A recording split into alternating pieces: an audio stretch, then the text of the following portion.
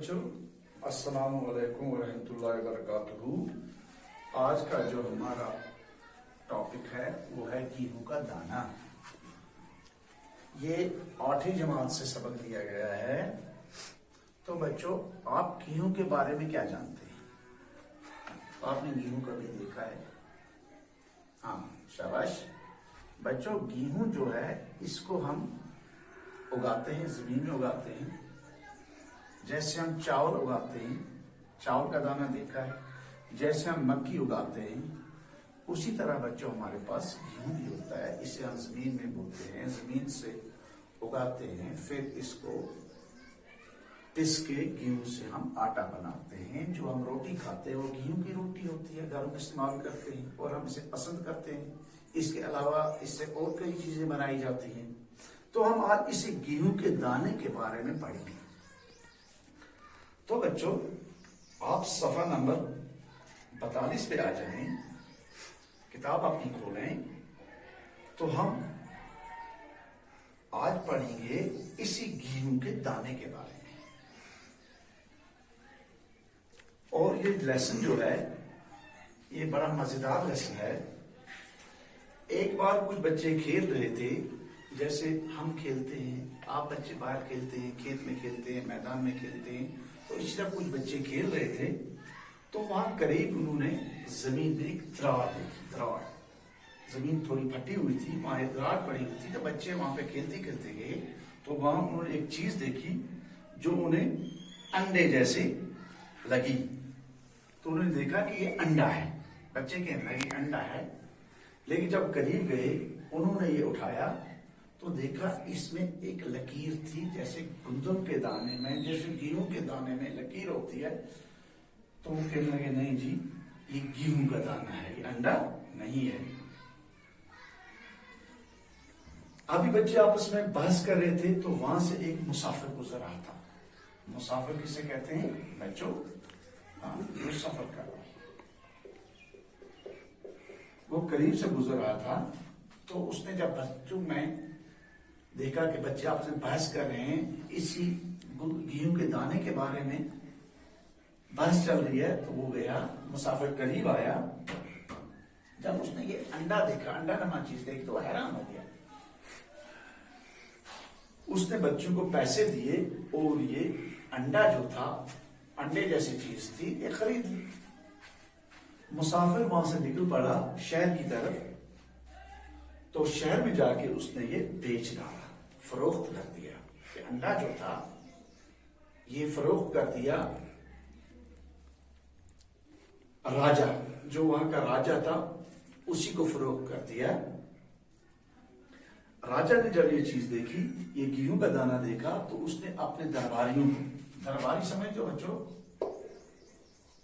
ہاں، بادشاہ کے جو دربار میں لوگ بیٹھتے ہیں انہیں درباری کہا جاتا ہے۔ تو بادشاہ نے اپنے درباریوں سے کہا، عقل مند آدمیوں سے کہا، جو عقل مند آدمی تھے، دانا لوگ تھے، ان سے پوچھا کہ یہ کیا چیز ہے؟ یہ گیہوں نما انڈا، گیہوں جیسے گیہوں نما انڈا جو ہے، گیہوں کی طرح کا جو انڈا ہے، یہ کیا چیز ہے؟ کیا آپ نے کبھی اس سے دیکھا ہے؟ کیا کبھی آپ نے ایسی کوئی چیز دیکھی ہے؟ تو ہر ایک نے جواب دیا کہ نہیں، ہم نے آج تک ایسی کوئی چیز نہیں دیکھی۔ تو وہ حیران، یہ مرغی کا انڈا ہے یا گیہوں کا دانہ ہے؟ ششپن میں بڑھ گئی، بحث تکرار ہونے لگی۔ تمام درباریوں نے اس سے غور سے دیکھا، اس سے چھوا، کسی کو سمجھ نہیں آیا کہ یہ کیا چیز ہو سکتی ہے۔ تو بادشاہ نے، راجا نے اس گیہوں نما انڈے کو، اس گیہوں کے دانے کو پاس ہی جو کھڑکی تھی وہاں پہ رکھ دیا۔ تو بچوں وہاں پہ کیا ہوا، ایک چیل آئی، چیل سمجھتے ہو نا؟ ہاں، چیل آئی، اس نے اس سے کیا کیا؟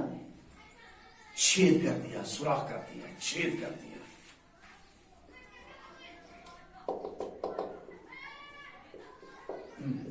تو اس نے سے گیہوں کے دانے کو چھید کر دیا۔ تو اس سے یہ نہیں یہ معلوم ہوا، یہ سچ مچ واقعی جو ہے یہ انڈا نہیں ہے بلکہ یہ گیہوں کا دانا ہے۔